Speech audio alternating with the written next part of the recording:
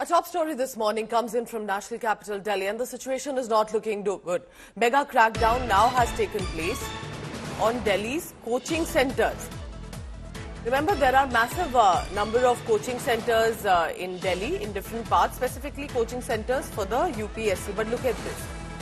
As it appears now, but tragically after an incident, that there are centres that are violating rules. They've now been sealed one after another. Basically, those who have put a basement as a coaching centre have been sealed. But how did the move come about? The administration of Delhi woke up after this led to the death of at least 3 students in different parts.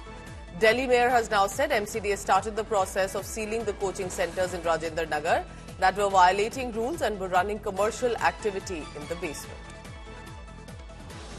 Shreya Chatterjee is joining me for the latest on that. Shreya, I bring you in here. Again, like we've always seen, in most cases, the administration authorities wake up only after there's been a tragic incident. What is the action that has been taken now, and what are you picking up about what exactly is happening there in different parts?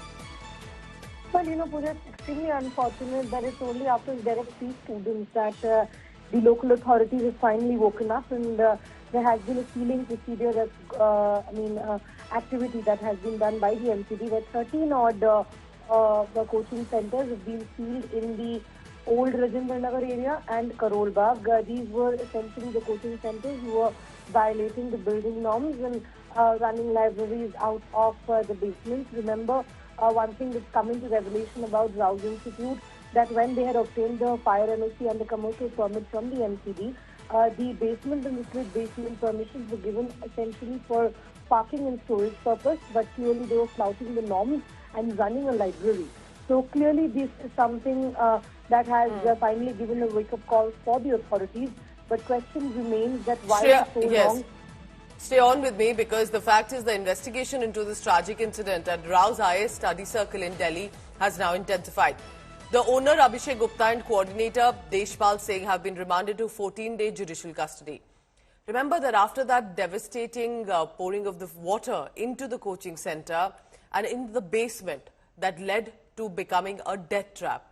The basement was inundated after a drain burst, basically, during heavy rains on Saturday evening. But the fact was, students shouldn't have been there in that basement in the first place. It was running illegally. In response, Rouse IAS Coaching Centre, this is one of the most popular coaching centres, in fact, in Delhi, has issued its first public statement. They are expressing grief and pledging full cooperation with the ongoing investigation. But there's a public outrage, and rightly so. Students leading protests, they are demanding justice for the victims. Remember, these were aspirants with dreams for the UPSC and for other services, and they are now dying because of civic apathy. हमको सुनने में आया है कि वहाँ जो है class चल ही रहा था, तभी पानी भर गया। इस वजह से बच्चे निकल नहीं पाए। इलेक्ट्रॉनिक शायद दरवाजा था उसमें, वो हमको जानकारी मिली। सरकार से हम सबसे बड़ी मांग की है कि ऐसे संस्थानों को बंद कर दिया जाए, जो बच्चों को हमारे बच्चे हमारा भविष्य है, हमारे भविष्य के साथ वो लोग खिलवाड़ करते हैं पैसा कमाने के लिए। उनको जब बेसमेंट में पानी भरता था बराबर रेगुलर, तो उनको या तो क्लास 1 महीने बंद कर देना चाहिए था, या तो दूसरी व्यवस्था देनी चाहिए थी। बच्चों को जान के जोखिम में डाल करके ये लोग क्लास लेते थे। उससे पहले उन्होंने मेरे पास वीडियो भी भेजा था कि देखो मेरे कोचिंग में पानी भर गया है, तो उस दिन छुट्टी हो जाती। तो बोलती थी कि जब कोचिंग में पानी भरता है तो मैसेज आ जाता, तो उस दिन छुट्टी रहती थी। तो इसके पहले जो पानी उसमें जब भरा होता था वो बच्चे आने से पहले हो जाता था, तो इसलिए उस दिन छुट्टी करके बच्चे सेफ हो जाते थे। ऐसा है, इन्होंने 5-6 बार ऐसे कर चुके हैं पहले भी। उसमें जब भरा हो जाता तो उसके बाद छुट्टी कर देते थे। आज उसमें मांग की है कि सेफ्टी सिक्योरिटी, जो इस तरह के स्टूडेंट आते हैं उनके साथ सेफ्टी सिक्योरिटी के मेजर्स क्या रहेंगे, कैसे होंगे। जिस तरह से ये हुआ, जो लॉस हुआ, इन बच्चों का लॉस हुआ, उनके परिवार के लिए पर्याप्त कंपनसेशन मिले।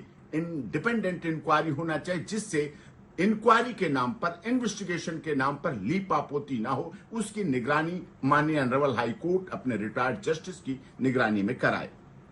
सूचना मिली कि हमारे अम्बेडकर नगर जनपद की छात्रा जो दिल्ली में रात में घटना हुई थी उसमें उसका देहांत हो गया। तो उसी के संदर्भ में जिला प्रशासन और जिलाधिकारी महोदय के निर्देश के अनुसार हम लोग यहाँ पर आए हैं, ताकि उसके समस्या को उसको जान सके। जो घटना नरेंद्रनगर में घटी है उसने पूरे देश को सदमे में कर दिया। आज पूरा देश सकते में है, हर कोई दुखी है, बच्चा किसी का भी हो, लेकिन वो देश का एसेट था। 3 बच्चे थे, यूपीएससी एस्पिरेंट्स थे, फ्यूचर आईएएस थे, देश के प्रशासन में सहयोग देते। आज वो हमारे बीच में नहीं है। ये है वो व्हाट्सएप ग्रुप जहां पर उनको बताया जाता है कि दुर्गेश पाठक जी यहां कुछ अनहोनी हो जाए उससे पहले जाग जाइए, क्यों आपको राजेंद्र नगर की हालत दिख नहीं रही। लेकिन माननीय विधायक जी कुछ नहीं करते, उनके कानों पर जूं तक नहीं रेंगती। आज दिल्ली की क्या हालत कर दी इन्होंने, झीलों का शहर बनाना था इन्होंने दिल्ली को। 3 नौजवान बच्चे युवा हमारे साथ थे, एक बेसमेंट में डूब के मर जाते हैं देश की राजधानी में। ये अरविंद केजरीवाल का मॉडल है, ये आम आदमी पार्टी का मॉडल है। किस स्थिति में लाकर खड़ा कर दिया इन्होंने। उन परिवारों से पूछो जिन्होंने अपने नौजवान बच्चों को खोया, क्या बीत रही होगी उनके ऊपर, जो उनके उज्जवल भविष्य के लिए उनको कोचिंग सेंटर्स में भेज रहे थे। क्या पता था वो बेसमेंट उनको निकल जाएगी। ये है उनका झीलों का शहर।